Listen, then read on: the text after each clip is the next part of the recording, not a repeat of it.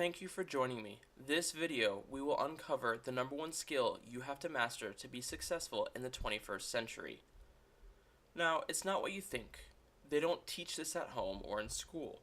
It's not having confidence or consistency. It's not selling or leadership, and it's not negotiating. The number one skill you have to master is the skill of focus. This is because we live in the age of information. Technology has allowed us to dive deeper into any subject than ever before, which means that the person who knows the most will be the most successful. That leaves us with two options: study deep or study wide.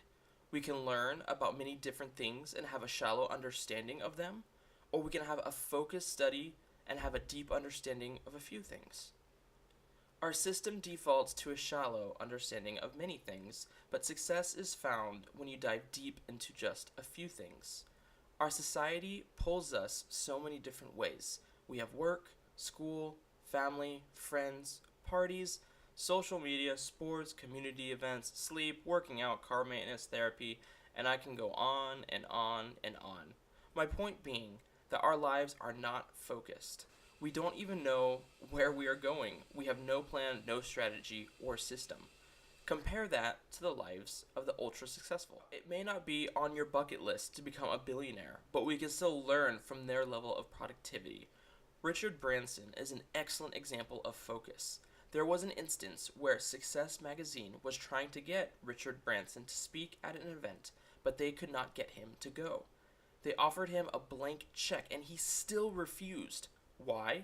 Because he had assigned himself 3 goals to focus all of his efforts on.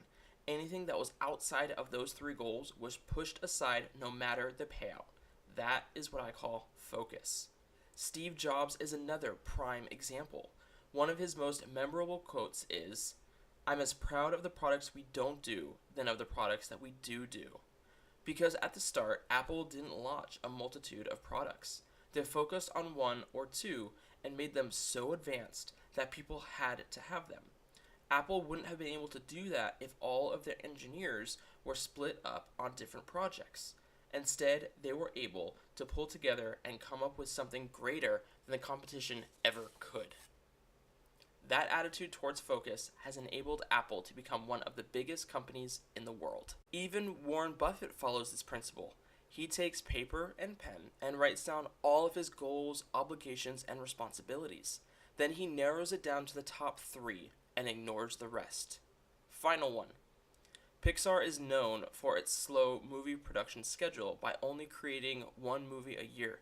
But that 1 movie is always a huge hit because they were able to focus all of their energy into one project, making it stand out. I feel obligated to point out that Disney Pixar is now looking at producing more than 1 movie per year, and the quality of the movies has sadly fallen, just to go to prove this principle.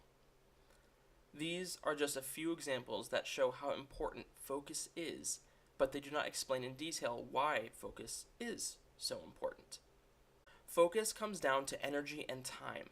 Every human has the same 24 hours to spend, but how you spend it makes the difference. When you are split 10 different ways, your energy is being distributed 10 different ways. 10 divided by 24 equals an average of 2.4 hours in each area. Bringing it into the day-to-day, don't you feel that you are being pulled in 100 different directions? You're trying to get work done, answer emails, deal with coworkers, answer texts, keeping up with scores, checking up on social media. How do you compensate? You don't remove things from that list. You try and find a way to do them all at the same time, otherwise known as multitasking. But did you know that when you multitask, your IQ drops 10 points? You rob your brain of its power to focus and so produce lower quality work. Did you know that when you are stoned, your IQ only drops 5 points? That means our brains take less of a hit on drugs than they do when we multitask. The reason I bring up multitasking is because it is a micro example of what our lives actually look like. We feel obligated to do 10 different things, and so we multitask to accomplish those 10 different things, only to be rewarded with staying afloat. This strategy will not get us ahead. So how do we take this information and apply it into our lives? Take it from Buffett. Take a piece of paper, turn off all technology, and write out your goals, duties, and obligations.